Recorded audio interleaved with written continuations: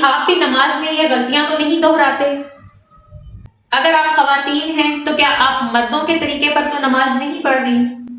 یہ سب کچھ سیکھنے کے لیے آج کی اس ویڈیو کو مکمل دیکھیے گا۔ السلام علیکم ورحمۃ اللہ وبرکاتہ، ویلکم ٹو مائی چینل۔ آج کی اس ویڈیو میں جو ٹاپک ہم کور کرنے جا رہے ہیں وہ ہے نماز سے ریلیٹڈ، یعنی نماز میں جو غلطیاں ہوتی ہیں، جو مسٹیکس ہوتی ہیں، ڈیلی بیسس پہ ہو رہی ہوتی ہیں اور ہم اس سے بے خبر ہوتے ہیں، ہمیں پتہ ہی نہیں ہوتا کہ ہماری نماز کے اندر کتنی مسٹیکس ہو رہی ہیں۔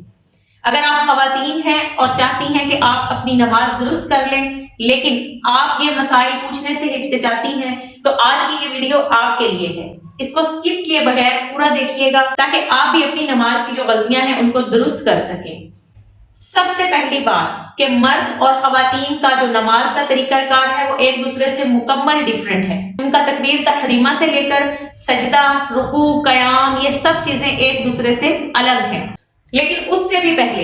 یہ دیکھنا ہوگا کہ آپ کامل وضو کرتے ہیں۔ کامل وضو کس کو کہتے ہیں اس کی ویڈیو بھی ہمارے چینل پر موجود ہے، آپ جا کر دیکھ سکتے ہیں۔ خواتین جو ہے ان کا کھڑے ہونے کا جو انداز ہے وہ یہ ہے، انہوں نے جب نماز کے لیے کھڑے ہونا ہے تو ان کے دونوں پاؤں کے اندر 4 انگلی کا ڈسٹینس ہونا چاہیے۔ مرد جو ہے ان کے پاؤں میں ڈسٹینس زیادہ ہوتا ہے لیکن خواتین نے صرف 4 انگلی یعنی 4 فنگرز کا ڈسٹینس رکھنا ہے، اس کو فالو کرنا ہے۔ اس کے بعد آپ یہ دیکھیں کہ آپ نے جو چادر یا جو دوپٹہ اوڑا ہوا ہے وہ مکمل طریقے سے آپ کو کور کر رہا ہے، اور آپ نے جب ہاتھ اٹھانے ہیں تو آپ نے مردوں کی طرح اپنے کانوں تک ہاتھ نہیں اٹھانے بلکہ آپ نے اپنے کندھوں تک ہاتھ اٹھانے ہیں اور اپنے دوپٹے یا چادر کے اندر سے ہاتھ اٹھانے۔ تکبیر تحریمہ کہنے کے بعد آپ نے اپنے ہاتھ اس طرح سے باندھنے ہیں کہ آپ کی یہ جو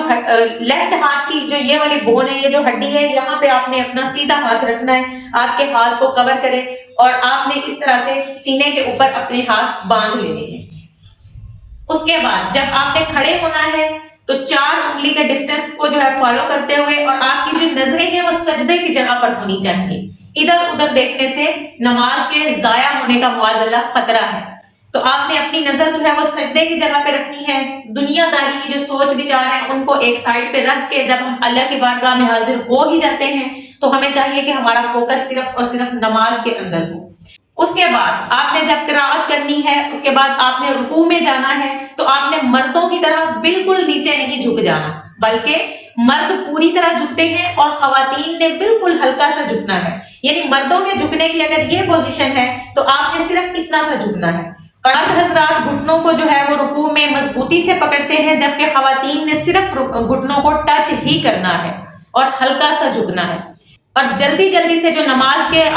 جو ارکان جلدی جلدی سے ہم ادا کرتے ہیں تو یعنی جلدی جلدی سے ارکان نماز کو ادا کرتے جانا، وہ پورے ہو رہے ہیں نہیں ہو رہے، کم ہیں زیادہ ہیں، سکپ ہو رہے ہیں، اس چیز کا خیال ہی نہیں رکھا جاتا۔ اس چیز سے بچتے ہوئے سکون سے، تسلی سے اور مکمل طور پر ارکان کو جو ہے وہ ادا کیجیے۔ اور خواتین جو ہے انہوں نے مردوں جیسا سجدہ بالکل بھی نہیں کرنا، ان کے سجدے کا جو انداز ہے وہ یہ ہے کہ سمٹ کر سکڑ کر بالکل نیچے بیٹھ کر سجدہ کرنا ہے، تسلی سے سجدہ کیجئے۔ اس کے بعد دونوں سجدوں کے درمیان جب ہم اٹھ کے بیٹھتے ہیں اللہ اکبر کہتے ہوئے تو آپ نے مکمل طور پر اٹھنا ہے۔ خواتین ایسا کرتی ہیں، بس ایک سجدہ کیا، ہلکا سا جھکا، فوراً نیچے چلا گیا دوبارہ سجدے میں، یہ طریقہ کار غلط ہے۔ آپ کو سجدہ کر کے مکمل طور پہ بیٹھنا ہے، اس کے بعد دوبارہ سجدہ کرنا ہے۔ یہ تو ہو گئی پوزیشنز کی غلطیاں، ٹھیک ہے۔ اسی طرح پھر آپ نے اتحیات پر بھی بیٹھنا ہے تو آپ نے اپنے دونوں پاؤں سیدھی طرف نکال لینے ہیں اور اتحیات پر بیٹھ کے آرام سے تسلی سے اپنی نماز کو مکمل کرتا ہے۔ یہ تو تھی ہماری پوزیشنز کی کچھ چیزیں جو ہم نے ڈسکس کی، یا پوسچرز یا پوزیشنز کی کس طرح سے ہم نے نماز ادا کرنی ہے۔ اب آ جاتے ہیں ہماری مخارج کی یا تجوید کی جو غلطیاں، وہ غلطیاں کہ جب ہم نماز پڑھ رہے ہوتے ہیں تو ہم اتنی جلدی پڑھ رہے ہوتے ہیں، جو اس میں ہم قرآن پاک پڑھ رہے ہوتے ہیں اتنی جلدی سے پڑھ رہے ہوتے ہیں، سورہ فاتحہ، سورہ اخلاص، یا جو بھی سورہ ہم پڑھ رہے ہوتے ہیں کہ ہم خود ہی لفظوں کو نہیں سمجھ پا رہے ہوتے۔ اتنی جلدی میں نماز پڑھنا، جو حروف آپ ادا کر رہے ہیں، جو ورڈز آپ پڑھ رہے ہیں وہ اتنی جلدی میں پڑھ رہے ہوتے ہیں کہ وہ یا تو سکپ ہو رہے ہوتے ہیں یا معاذ اللہ ان کا معنی ہی بدل جاتا ہے۔ تو اس طریقے سے نماز پڑھنا بالکل غلط ہے۔ نماز کو ٹھہر ٹھہر کر تسلی سے اور سکون سے ادا کیجیے، کیونکہ ہم اللہ عز و جل کی خوش ندی کے لیے، اس کی عبادت کے لیے نماز پڑھ رہے ہیں، تو اس کو خوش دلی سے، خوش اسلوبی سے ادا کیجیے، نہ کہ جلدی میں ادا کریں کہ معاذ اللہ ہم بجائے ثواب کے الٹا گناہگار ہو جائیں۔ اور خواتین جو ہیں وہ یہ دیکھیں کہ جو چادر جو دوپٹہ وہ اوڑھ کے نماز ادا کر رہی ہیں، وہ دوپٹہ وہ چادر واقعی نماز کے جو معیار ہیں جو اصول ہے اس پر پورا بھی اترتا ہے یا نہیں۔ کچھ بہنیں جو بھی دوپٹہ جو بھی چادر ہاتھ میں آتی ہے بس اس کو اوڑھا اور نماز شروع کر دی۔ یہ طریقہ کار بالکل غلط ہے۔ جس طرح ہم کسی فنکشن میں جانے کے لیے، کسی ایونٹ میں جانے کے لیے، کسی محفل میں جانے کے لیے خود کو پراپر تیار کرتے ہیں، اسی طرح نماز کے لیے بھی خود کو اچھے طریقے سے تیار کریں۔ اپنے لباس کا، اپنی جگہ کا جہاں نماز ادا کرنی ہے، اپنے جسم کی صفائی کا خاص خیال رکھتے ہوئے نماز ادا کریں۔ بلکہ لیڈیز کے لیے، خواتین کے لیے گھر کے اندر ایک کارنر محفوظ ہونا چاہیے جہاں پہ وہ اپنی نماز ڈیلی پڑھ سکیں، اور اس کی پاکی اور صفائی کا بھی اسی طرح سے خیال رکھیں۔ اور ہاں، دوران نماز آپ کی آواز نہ تو بہت زیادہ اونچی ہونی چاہیے، نہ ہی اتنی سلو ہونی چاہیے کہ آپ کے اپنے کانوں تک ہی نہ آ رہی ہو، بلکہ اگر آپ نے تکبیر تحریمہ یعنی اللہ اکبر کہا اور آپ کے اپنے کانوں نے نہیں سنا تو آپ کی نماز شروع ہی نہیں ہوگی۔ اب آپ غور کر لیجئے کہ ہم سے کون سی مسٹیکس ہیں جو دوران نماز ہو رہی ہوتی ہیں، اور اگر آپ نماز کو درست کرنا چاہتے ہیں یا پھر کچھ پوچھنا چاہتے ہیں تو ہچکچائے بغیر، کیونکہ سیکھنے کی کوئی عمر نہیں ہے، اور ہمارے یہ چینل بنانے کا مقصد بھی آپ لوگوں تک